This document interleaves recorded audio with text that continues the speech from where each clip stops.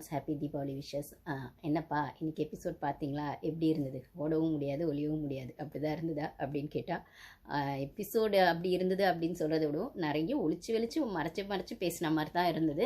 அது என்ன சொல்கிறது, அந்த ஹிடன் அஜெண்டா அப்படிங்கிற மாதிரி தான் நிறைய யூஸ் பண்ண மாதிரி இருந்தது. சேது சார் வந்து டைரெக்டாக வந்து யாரையுமே வந்து கார்னர் பண்ணலை, டோஸ் விடலை, அதுக்கப்புறம் ரோஸ்ட்டும் விடலை. கமருதீனுக்கு விட்ட ரோஸ்ட்டில் கூட பார்த்தீங்கன்னா அது கமருதீனுக்கு மட்டும் இல்லை, இன்னும் ஒரு சிலருக்கு அது போய் சேரணுங்கிற மாதிரி இந்த பக்கத்து இலைக்கு பாயசம் போடுன்னு சொல்லுவாங்களே, அந்த மாதிரி வந்து அது பாயசம்ன்றது ஸ்வீட்டு.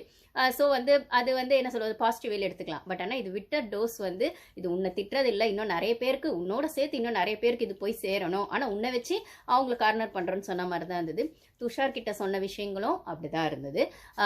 பார்வதி வந்து துஷார் வந்து சொன்னப்போ அந்த லேப்ரேட் மாதிரி யூஸ் பண்ணிக்கிறாங்க அப்படின்ற சொல்கிற இடத்துல கூட இதை பார்வதி மட்டும் பண்ணலை, இன்னும் ஒரு சிலர் பண்ணுறாங்க அப்படின்னு சொன்ன விஷயங்கள் துஷாருக்கு புரிஞ்சுதோ இல்லையோ, அந்த கேமை கொஞ்சம் அப்சர்வ் பண்ணி வாட்ச் பண்ணுறவங்களுக்கு அவர் என்ன சொன்னார் அப்படிங்கிறது புரியும். ஸோ இந்த நம்ம தமிழ் பிக் பாஸை பொறுத்த வரைக்கும் எப்பயுமே ஹோஸ்ட் சைடில் கமல் சார் பேசுறதுமே இப்படி தான் பேசுவார், இந்த வாழைப்பழத்தில் ஊசி ஏற்றுற மாதிரி தான் பேசுவார். அதுக்கப்புறம் இந்த தெரியாமல் ஊசி போடுறதுன்னு சொல்லுவாங்க, நொப்பில கொண்டு சூதி வயசுதுன்னு அடிக்கடி தெலுங்குல சொல்கிறது தான், அந்த மாதிரி தான் பண்ணுவார். ஆனால் அது ஓரளவுக்காவது ஜனங்களுக்கு போய் ரீச் ஆகும். இது சுத்தமாக இந்த வாட்டி வந்து என்ன சொல்கிறது, டீம் இதை பண்ணுறாங்க. ஆப்வியஸாக இது ஹோஸ்ட்டை சொல்லி பிரயோஜனம் இல்லை, கமல் சாரை சொல்லியும் பிரயோஜனம் இல்லை.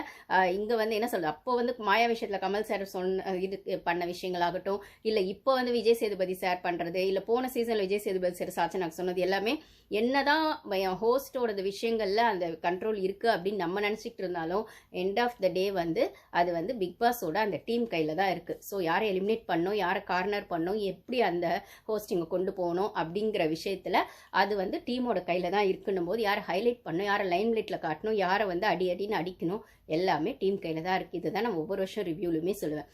இப்போ வந்து பார்த்தீங்கன்னா அந்த பின்னாடி அந்த இதில் சொல்லிட்டே இருப்பாங்க, அந்த டாக் பேக்கில் அந்த இதில் சொல்லிட்டே இருப்பேன், இது இப்போ சார் இது இவங்க இப்படி பண்ணுறாங்க, அதை கேளுங்க இதை கேளுங்க, இப்போ பாருங்க போன வாரம் அந்த டிசிப்ளின் இதெல்லாம் வந்து 1-2 வேணால் இவங்க எக்ஸ்ட்ராவாக ஆட் பண்ணிக்கலாமே தவிர டச் அப் மேக்கப்னு எல்லாமே பின்னாடி இருந்து டீம் சொல்கிறது தான் அவங்க செய்வாங்க. ஸோ நம்ம அவங்கள சொல்லி தப்பு இல்லை.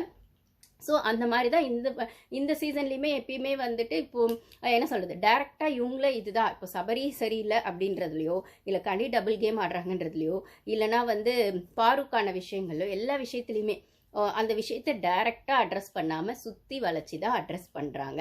இதை வந்து கண்டஸ்டன்ஸ் இன்டைரக்டாக புரிஞ்சுக்கிறாங்களோ இல்லையோ, நம்ம ஆடியன்ஸ் வந்து அதை அந்த ஆங்கிளில் பார்த்தா மட்டும்தான் இது கொஞ்சமாச்சும் புரியும் அப்படிங்கிறதா விஷயமா இருக்குது. டைரெக்டாக கூப்பிட்டு நீ தப்பு பண்ண பலார்னு 2 அடிக்கிறேன் அப்படிங்கிற திருந்திடணும் அப்படிங்கிற மாதிரி பண்ணுறதில்ல.